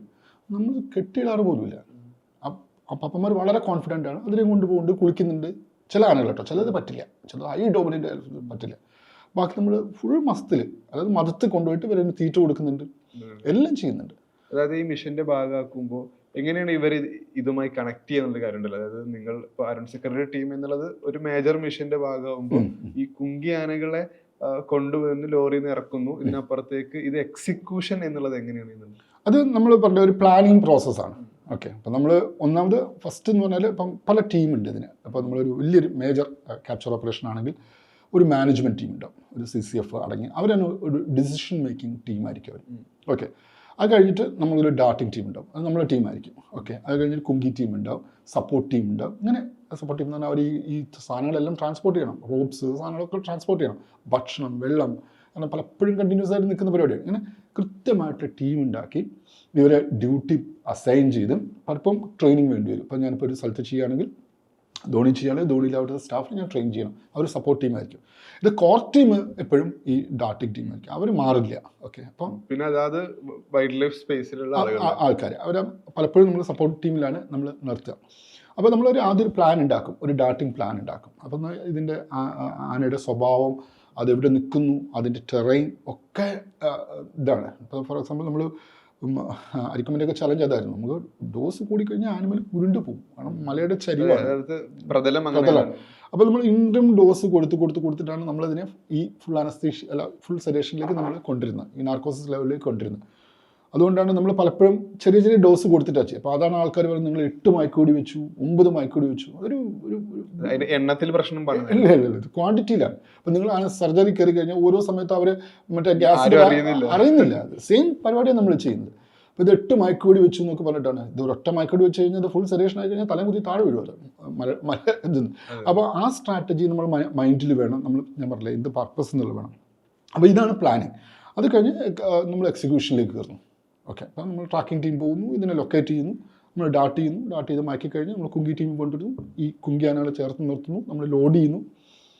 ഓക്കെ, അതായത് കുങ്കി ആനകൾക്ക് കറക്റ്റ് നമ്മൾ ഫീഡ് ചെയ്ത് കൊടുക്കുന്ന രൂപത്തിലാണല്ലോ അവരുടെ ഒരു പെർഫോമൻസ് ഉണ്ടാവുക ആ സമയത്ത്. ശരിക്കും ആ റിസൾട്ടിന്റെ ഒരു പ്രധാനപ്പെട്ട കാരണം ഇതിന്റെ ഒരു പരിശീലനം തന്നെ ആയിരിക്കും. പരിശീലനം മാത്രമല്ല, എക്സ്പീരിയൻസ് ഉണ്ടാവും. അതായത് ഈ കുങ്കി ഇപ്പം നമ്മളൊരു ആദ്യമായിട്ട് ഒരു ആനയെ കുങ്കി ആക്കുകയാണെങ്കിൽ പലപ്പോഴും കാട്ടാനെ കണ്ട ഇറങ്ങി ഓടും ഫസ്റ്റ് സ്റ്റേജിലൊക്കെ. അപ്പം ഞങ്ങൾക്ക് വളരെ ക്ലാസിക് കേസൊക്കെ ഉണ്ട്. ആദ്യത്തെ ഞങ്ങൾക്കൊരു ഒരു മോഴയുണ്ട്, ഓക്കെ, പ്രമുഖ എന്ന് പറഞ്ഞു, ഹൈലി ഡോമിനൻ്റ് ആയിപ്പോൾ. അപ്പം എനിക്ക് പേടിയാണ്, കാരണം മയക്കി കിടക്കുന്ന ആനക്കെട്ട് അടിച്ച് തെറിപ്പിച്ച് കളയാറ്. ഓക്കെ, അതുകൊണ്ട് I am really scared about that animal. ഞാനതൊരു ചേസിങ്ങിന് മാത്രമേ കൊണ്ടുപോകാറുള്ളൂ, അതായത് കാട്ടാനെ ഓടിക്കാൻ മാത്രമേ ഇപ്പം കൊണ്ടുപോകാറുള്ളൂ. ഇതിന് ഫസ്റ്റ് കൊണ്ടുവന്ന സമയത്ത് 18 വയസ്സിൽ ഞങ്ങൾ കിട്ടും, നമ്മളെ കർണാടകയിൽ നമുക്ക് തന്ന ആനയാണ് ഈ ട്രെയിനിങ് തുടങ്ങിയ സമയത്ത്.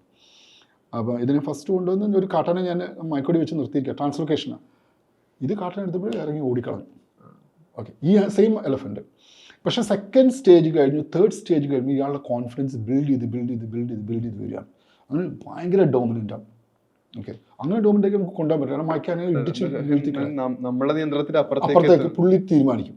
അപ്പം അതിൻ്റെ ഒരു സ്റ്റേജാണ് അത് പറയുന്നത്. അപ്പോൾ ഓരോ എക്സ്പീരിയൻസ് കഴിയുന്തോറും ഓക്കെ ഇയാളുടെ ബിഹേവിയർ അഗ്രഷൻ കൂടി വരും, കോൺഫിഡൻസ് കൂടി. അതായത് ഈ മിഷൻ കഴിഞ്ഞാൽ പിന്നീട് ഈ കുങ്കിയാനകളുടെ ഒരു കാലയളവ് അവരുടെ എങ്ങനെയായിരിക്കും, അവരുടെ ഡേ ടൈം എന്നുള്ളത്? മെയിൻലി ചിലപ്പോൾ ക്യാമ്പിലായിരിക്കും, ഇല്ല ഇപ്പം നല്ല ഡിമാൻഡാണ് കോൺഫ്ലിക്റ്റ് വരുന്ന സമയത്ത്, കോൺഫ്ലിക്റ്റ് സ്ഥലങ്ങളിലേക്ക് നമ്മൾ ഇവനെ കൊണ്ടുപോകും. അപ്പോൾ ഇത് നമ്മൾ പറയുന്ന പറഞ്ഞാൽ നമ്മളൊരു ടെറിട്ടറി പറയുന്ന പോലെ തന്നെ നമുക്ക് ആനയിൽ കാണാൻ പറ്റും. അപ്പോൾ കുങ്കിയാനയുടെ ഒന്നും വേണ്ട, വെറുതെ നടത്തിച്ചാൽ മതി, അതിൻ്റെ മൂത്രം ഡെങ്ങിൻ്റെ സ്മെല്ല് കിട്ടുമ്പോഴേക്കും മറ്റേ മനസ്സിലാവും ഇയാളൊരു ഡോമിനൻ്റ് ആളാണ് എന്നുള്ളത്, അധികവും വിട്ടുപോകും. ഓക്കെ, ഇല്ലെങ്കിൽ ചിലപ്പോൾ നമ്മൾ ഒന്ന് പിടിക്കേണ്ടി വരും. ചിലപ്പോൾ ഒരു മസ്സുള്ളൊരു കോൺഫ്ലിക്റ്റ് ആനിമലാണെങ്കിൽ നമ്മളെ കുങ്കി വെച്ചിട്ട് നമ്മൾ ഒന്ന് പിടിച്ചു കഴിഞ്ഞാൽ പിന്നെ അയാൾ തിരിച്ചു ഓടിക്കോളും, കാരണം നമുക്ക് കോൺഫിഡൻസ് ഉണ്ട്. ഈ മിഷന്റെ സമയത്ത് സുരക്ഷ എന്നുള്ള വളരെ പ്രധാനപ്പെട്ട കാര്യമാണ്. അപ്പോൾ നിങ്ങളുടെ ടീമിലുണ്ടായിരുന്ന മറ്റേ ഹുസൈൻ എന്നുള്ള ആളെ തൃശ്ശൂരിൽ നിന്നുണ്ടായ സംഭവം അതിദാരുണമായ കാര്യം കൂടി പറയുമ്പോൾ ഹുസൈൻ്റെ ധൈര്യവും പ്രതിഭാസവും ഒക്കെ അത്രത്തോളം വാർത്തകളിൽ വന്ന് ഫീച്ചർ ചെയ്യപ്പെട്ടൊരു കാര്യമാണ്. പക്ഷെ അതേ ഹുസൈന് തന്നെ അപകടം പറ്റുന്ന സാഹചര്യം ഉണ്ടായിരുന്നത്. അപ്പോൾ അത്തരം സാഹചര്യങ്ങളുടെ ഒരു സുരക്ഷ ഉറപ്പാക്കുക എന്നുള്ളത് എങ്ങനെയാണ്? ഇതിൻ്റെ അതാണ് ഞാൻ പറഞ്ഞത്, ഇതിൻ്റെ യഥാർത്ഥ പ്രധാനം ഈ ടീമിൻ്റെ എക്സ്പീരിയൻസ് ആണ്. അപ്പോൾ നമ്മൾ ആനയുടെ കേസ് പറയുന്ന പോലെ ഓരോ കേസുകളും ചെയ്യുമ്പോഴാണ് നമ്മൾ റെക്ടിഫൈ ചെയ്ത് കൊണ്ടുവരിക. ഓക്കെ, അങ്ങനെ ഫൈൻ ട്യൂൺ ചെയ്തെടുത്തൊരു പ്രോസസ്സാണിത്. അല്ലാണ്ട് വൺ ഫൈൻ ഡേ നമ്മളൊരു തിയററ്റിക്കൽ ബുക്ക് വായിച്ചിട്ട് നമ്മൾ എക്സിക്യൂട്ട് ചെയ്താൽ ചെറിയ കാര്യങ്ങൾ പോലും നമ്മൾ എടുക്കുന്ന ഒരു ചെറിയ സ്റ്റെപ്പ് പോലും ഓക്കെ. അപ്പം ചിലപ്പോൾ ആനിമൽ അഗ്രസീവ് ആയിരിക്കും. ഓക്കെ, ഇതെങ്ങനെയാണ് ഇപ്പോൾ ഫോർ എക്സാമ്പിൾ ഒരു ആന നമ്മൾ ഓടിക്കുകയാണെങ്കിൽ 2 തരം ചാർജ് ഉണ്ട്. മോക്ക് ചാർജ് എന്ന് പറയും, റിയൽ ചാർജ് എന്ന് പറയും. അത് നമ്മൾ കണ്ടാൽ നമുക്ക് തിരിച്ചറിയാൻ പറ്റും. മോക്ക് ചാർജ് എന്ന് പറഞ്ഞാൽ ആനിമൽ ഓടി വരും, നിങ്ങൾ ഫ്രണ്ടിൽ വന്ന് നിൽക്കും, തിരിച്ചു പോകും. അത് ശരിക്ക് ആളെ പ്രതിരോധിക്കുക എന്നുള്ളതാണോ അല്ല കൊലപ്പെടുത്തുക എന്നുള്ളത്? പേടിപ്പിക്കുക എന്നുള്ളത് ആനയുടെ പെർസ്പെക്റ്റീവിൽ അത് പേടിപ്പിക്കുക എന്നുള്ളത്. ഞാൻ ചാർജ് ചെയ്യാണ്, അത് നമുക്ക് കണ്ടാൽ അറിയാം എങ്ങനെയാണ്. ഓക്കെ, പിന്നെ ശരിക്കും തുമ്പിക്കൈ വളച്ച് പിടിച്ചിട്ട് ചെവി ഇങ്ങനെ എടുത്തിട്ടാണ് മോക്ക് ചാർജ്. നമ്മൾ മോക്ക് ചാർജ് നമ്മൾ അവിടെ നിൽക്കും. ഓക്കെ, ഇയാൾ വന്ന് അവിടെ നിന്ന് പോകും. റിയൽ ചാർജ് നമ്മൾ തിരിച്ചറിഞ്ഞില്ലെങ്കിൽ ഭയങ്കര പ്രശ്നം. അത് ഒറിജിനലി ചാർജിങ്, അത് നിങ്ങളെ തട്ടാൻ വേണ്ടിയിട്ടുള്ള ചാർജിങ്. അത് ശരിക്കും ഇങ്ങനെ തുമ്പിയൊക്കെ നീട്ടി പിടിച്ചിട്ട് അത് വന്നിട്ട് നിങ്ങൾ അറ്റാക്ക് ചെയ്യുക ചെയ്യുക. അത് നമുക്ക് തിരിച്ചറിയാൻ പറ്റണം. ഓക്കെ, ഇത് റിയൽ ചാർജാണ്. അപ്പം നമ്മൾ ഫയർ ചെയ്യും, മേലോട്ട് പട്ടപ്പട്ട ഫയർ ചെയ്യും. ഓക്കെ, ഇയാളെ പേടിപ്പിക്കും. അതിനുള്ള പ്രിക്കോഷൻസ് ഓൾറെഡി ഉണ്ടാവും. പിന്നെ തീർച്ചയായിട്ടും പ്രിക്കോഷൻസ് ഉണ്ടാവും. അപ്പം ഇത് റിസ്കി എലമെൻറ്റാണ്, വളരെ റിസ്കി ആയിട്ടൊരു ബിസിനസ്സാണ് നമ്മൾ ചെയ്യുന്നത്. ഓക്കെ, അപ്പോൾ ഹുസൈൻ്റെ സ്റ്റേജിൽ പറ്റിയെന്ന് പറഞ്ഞാൽ പിന്നെ ഞാൻ തൊട്ടടുത്ത് തന്നെ നിൽക്കും. ശരി, ഞാൻ എൻ്റെ കയ്യിലാണ് എടുക്കുന്നത്. ഒരു പാലപ്പള്ളി എന്ന് പറഞ്ഞ പ്രദേശത്ത് കുറച്ച് ഇൻട്രസ്റ്റിംഗ് സ്റ്റോറിയാണ്. അവിടെ ഇവരുടെ ഒരു പ്ലാന്റേഷൻ ഉണ്ടായിരുന്നു, അത് റബ്ബർ പ്ലാന്റേഷൻ. അത് കേസ് കഴിഞ്ഞ് 3 വർഷം കേസ് കഴിഞ്ഞ്, അപ്പോൾ ഇപ്പുറത്തെ കാട് ഈ റബ്ബർ പ്ലാന്റേഷൻ നാട്. അപ്പോൾ ഈ റബ്ബർ പ്ലാന്റേഷൻ ഒരു ബഫറായിട്ട് വർക്ക് ചെയ്യായിരുന്നു. ഓക്കെ, പിന്നെ അതിനുശേഷം ഇവർ സ്ലോട്ടർ ചെയ്തു. ഈ റബ്ബർ സ്ലോട്ടർ ചെയ്തപ്പോൾ ഇവിടെ പുല്ല് വളർന്നു. ഓക്കെ, എലഫൻസ് ഇങ്ങോട്ട് വന്നപ്പോൾ ഇത് തൊട്ടടുത്ത നാടാണ്. ഓക്കെ, കോൺഫ്ലിക്റ്റ് സ്വാഭാവികമായിട്ടുണ്ട്. അങ്ങനെ ചെറിയൊരു പ്രശ്നമാണ്. അപ്പോൾ 2 ബുള്ളാണ് പ്രധാനമായിട്ട് ഇറങ്ങിക്കൊണ്ടിരുന്നത്. അപ്പം വല്ലാണ്ട് പാനിക്കായി. അങ്ങനെ നമ്മൾ കുങ്കിയായിട്ട് പോയി. ഇയാളാണ് പോകത്തില്ല, ഇയാൾ ഇങ്ങനെ കറങ്ങി നടക്കുമായിരുന്നു. അപ്പം നമ്മൾ ഉച്ച വരെ നമ്മൾ കുങ്കി വെച്ച് ചേസ് ചെയ്തു. അത് കഴിഞ്ഞ് ഉച്ച കഴിഞ്ഞപ്പോഴേക്ക് ഞങ്ങൾ ഭക്ഷണം കഴിക്കാൻ പോയി. ഭക്ഷണം കഴിച്ച് വന്നപ്പോഴേക്ക് ഈ താഴെ യാന നിൽക്കുന്നുണ്ടെന്ന് പറഞ്ഞു. ഇപ്പോൾ പോയി നോക്കാൻ വേണ്ടി പോയതാണ്. ഈ സെയിം എലഫൻ്റാണ്. അപ്പോഴേക്ക് ഇത് ചാർജ് ചെയ്തു, റിയൽ ചാർജ്. അതായത് ഒരു ഡിസ്റ്റൻസ് ഉണ്ടായിരുന്നില്ല. ഡിസ്റ്റൻസ് അല്ല, പെട്ടെന്ന് വന്നു. നമ്മൾ ഈ ആനയുടെ ഡിസ്റ്റൻസും നമ്മളെ ഡിസ്റ്റൻസും നമുക്ക് ഒന്നും ചെയ്യാൻ പറ്റില്ല. കാരണം അത് 4 സ്റ്റെപ്പ് വെച്ച് കഴിഞ്ഞാൽ പെട്ടെന്ന് നമ്മളെടുത്തെത്തും. ഇത് ഒറിജിനൽ ചാർജ് ആയിരുന്നു. അപ്പോൾ ഞങ്ങൾ ഒരു ചെതറി ഓടി, ഒരു ഗ്രൂപ്പ് അങ്ങോട്ട് ഓടി, മേലോട്ട് ഫയർ ചെയ്തു. പടപട ഫയർ ചെയ്യുന്നുണ്ട്. ഹുസൈൻ താഴത്തേക്ക് പോയി. ഇത് വീണു പോയതാണ്? അല്ലല്ല, ഹുസൈൻ ശരിക്കും പറഞ്ഞാൽ ആനയെ ഡൈവേർട്ട് ചെയ്താണ്. അല്ലെങ്കിൽ ഇതല്ല കാഷ്വാലിറ്റി വരിക. ഓക്കെ, അവനൊരു റിസ്ക് എടുത്താണ് ആക്ച്വലി. ചെരുവിലേക്ക് ഇറങ്ങി, ആന പുറകിൽ വന്നു, തുമ്പി കൊണ്ട് അടിച്ചു, ചവിട്ടി. അതൊരു ഒരു ദാരുണമായൊരു ആക്സിഡൻ്റാണ്, നമുക്ക് സംഭവിക്കാത്തൊരു ആക്സിഡൻ്റാണ്. പക്ഷെ അൺപ്രഡിക്റ്റബിൾ ആനിമൽ. ആ ആനിമൽ ഹൈലി ചാർജിങ് ആയിരുന്നു. പക്ഷെ അതിനുശേഷം ഒരു സ്റ്റേറ്റിന്റെ ഭാഗത്ത് നിന്ന് കുറച്ചും കൂടി എന്തെങ്കിലും ഒരു പ്രിക്കോഷന്റെ എന്തെങ്കിലും സാധ്യതകൾ ഉണ്ട് ഇക്കാര്യത്തിൽ? തീർച്ചയായിട്ടും അതിനുശേഷം നമ്മൾ ഒത്തിരി നമ്മൾ പ്രോട്ടോകോൾ ഡെവലപ്പ് ചെയ്ത് ഓരോ ഇൻസിഡൻറ്റ് നമ്മൾ പ്രോട്ടോകോൾ നമ്മൾ ഡെവലപ്പ് ചെയ്തുകൊണ്ടിരിക്കുക ചെയ്യും. അപ്പം സ്റ്റേറ്റ് ഇപ്പം വളരെ കൺസേൺഡ് ആണ് നമ്മുടെ സേഫ്റ്റിയെക്കുറിച്ച്. ഇപ്പം ഞങ്ങൾക്ക് എല്ലാവർക്കും ഇൻഷുറൻസ് ഉണ്ട്, പിന്നെ പ്രൊട്ടക്റ്റീവ് കേസസ് തരുന്നുണ്ട്. അതായത് ഇപ്പൊ നമ്മൾ ഇടുക്കിയിലൊരു കടുവയുടെ കേസ് ഉണ്ടായിരുന്നു, അതേപോലെ തന്നെ കാപ്പിത്തോട്ടത്തിന്റെ ഇടയിൽ നിന്നുള്ളത്. അപ്പോ അതിൽ പ്രധാനപ്പെട്ട ഒരു ചോദ്യം സോഷ്യൽ മീഡിയയിൽ ഉയർന്നു എന്നുള്ളത്, ഒരു വനം വകുപ്പ് ഉദ്യോഗസ്ഥന്റെ ജീവൻ രക്ഷിക്കാൻ വേണ്ടി അദ്ദേഹത്തിന് വെടിവെച്ച് കടുവയെ കൊല്ലാം, പക്ഷെ ഒരു പ്രദേശത്തൊന്നാകെ ഉള്ള ഒരു ജനതയുടെ ആശങ്കയായി നിൽക്കുന്ന ഒരു കടുവയോ അതല്ലെങ്കിൽ ഒരു ആനയൊക്കെ ഇറങ്ങുമ്പോൾ ഇവര് മീറ്റിംഗ് കൂടി എല്ലാ പ്രൊസീജിയറൊക്കെ കഴിഞ്ഞ് ആ ജനത്തെ മൊത്തം പ്രയാസപ്പെടുത്തുന്നു. അപ്പൊ ജനങ്ങളുടെ ജീവന്റെ വില ഒരു വനം വകുപ്പ് ഉദ്യോഗസ്ഥന്റെ ജീവന്റെ വില എന്നൊക്കെ പറഞ്ഞ് താരതമ്യം ചെയ്ത് വലിയ ചർച്ചകളൊക്കെ ഉണ്ടായിരുന്നല്ലോ. അപ്പൊ ഇവരുടെ ഒരു സ്വന്തം സെൽഫ് പ്രിക്കോഷൻ എന്നുള്ള പ്രധാനപ്പെട്ട കാര്യം തന്നെയല്ലേ? തീർച്ചയായിട്ടും അതാണ് നമ്മളൊരു മിഷൻ ചെയ്യാണ്. ഓക്കെ, ആ മിഷൻ എന്ന് പറഞ്ഞാൽ ക്ലോസ് എൻകൗണ്ടർ ആണ്, വളരെ അടുത്ത് പോയിട്ട് നമ്മൾ സ്ട്രൈറ്റ് ആയിട്ട്. അപ്പോൾ നമ്മൾ അറ്റാക്ക് ഏറ്റവും കൂടുതൽ വരും. ഓക്കെ, അതേ സമയത്ത് ഒരാൾ രാവിലെ പാല് കൊടുക്കാൻ പോയി ഒരു പുലിയുടെ ഒരു മുമ്പ് ചാടുന്നതും വ്യത്യാസമുണ്ട്. ഓക്കെ, പലപ്പോഴും അതൊരു ഒരു അറ്റാക്കിലേക്ക് പോകാറില്ല. ഓക്കെ, അത് ആനിമൽ അവോയ്ഡ് ചെയ്ത് പോവുക ചെയ്യുക. അതവിടെ ഞാൻ പറഞ്ഞില്ല, അതാണ് നിങ്ങൾ കോൺഫ്ലിക്റ്റ് എങ്ങനെ ചെയ്യുന്നു എന്നുള്ള അനുസരിച്ചിരിക്കും. അതൊരു പെർസിസ്റ്റന്റ് ത്രെട്ട് ആണെങ്കിൽ നമ്മൾ എന്താ ചെയ്യുക, നമ്മൾ എപ്പോഴും പ്രിഫറൻസ് കൊടുക്കുന്നതെന്ന് പറഞ്ഞാൽ ആനിമലിനെ മാറ്റുക എന്നുള്ളതാണ്. ഓക്കെ, വെടിവെച്ച് കൊല്ലുക എന്ന് പറഞ്ഞാൽ നമ്മൾ ഏറ്റവും അവസാനത്തെ ഓപ്ഷൻസ് മാത്രമേ. അതായത് ശരിക്കും നമുക്ക് അങ്ങനെ ഒരു എൻകൗണ്ടറിന്റെ സമയത്ത് ഒരു എമർജൻസി വന്നാൽ അത്തരം ഓപ്ഷൻസിനുള്ള സംവിധാനം നമ്മുടെ അടുത്തുണ്ടാവും. തീർച്ചയായിട്ടും നിയമമുണ്ട്. നിങ്ങളുടെ ലൈഫ് പ്രൊട്ടക്ട് ചെയ്യാൻ വേണ്ടിയിട്ട് നിങ്ങൾക്ക് ഇത് ചെയ്യാം. ഓക്കെ, ഒരാൾക്ക് ചെയ്യാം. അപ്പോൾ ആള് ലൈഫ് സേവ് ചെയ്യാൻ വേണ്ടിയിട്ട് അപ്പോൾ ആൾ കടുവന് മുമ്പ് പെട്ടുപോയി, ആളെ തോക്കുണ്ട്, അതൊക്കെ വെടി വെക്കാം. ആൾ അറ്റാക്ക് ചെയ്തെന്നുണ്ടെങ്കിൽ അത് പ്രൂവ് ചെയ്യാൻ പറ്റണം. സാഹചര്യം പ്രൂവ് ചെയ്യാൻ പറ്റണം. അതിന് തീർച്ചയായിട്ടും പ്രൊവിഷൻസ് ഉണ്ട്, കാര്യങ്ങളുണ്ടല്ലോ. അപ്പോൾ നമ്മളുടെ കേസ് എന്ന് പറയുന്നത് ഒരു എൻകൗണ്ടറാണ്. അപ്പോൾ ഈ എൻകൗണ്ടറിന് പോസിബിലിറ്റി 90% ചാർജ് ഉണ്ടാവാനുള്ള സാധ്യത കൂടുതലുണ്ട്. അപ്പം നമ്മൾ ലൈഫ് സേവ് ചെയ്തേ പറ്റൂ, അല്ലാണ്ട് നമ്മൾ നിന്ന് കൊടുത്ത് ശരി എന്നെ കഴിച്ചോളൂ കടുവ എന്ന് പറയുന്നത് പറ്റില്ല. കാരണം ഇതൊരു ഓപ്പറേഷൻ ആണല്ലോ സംഭവം. മറ്റത് ചാൻസ് ആണ്, ഏത് ഒരു ചാൻസിൽ വരുന്ന എൻകൗണ്ടറാണ്. അത് പിന്നെ ഒരു അൺപ്രഡിക്റ്റബിൾ ആയിട്ടുള്ള സംഭവമാണ്.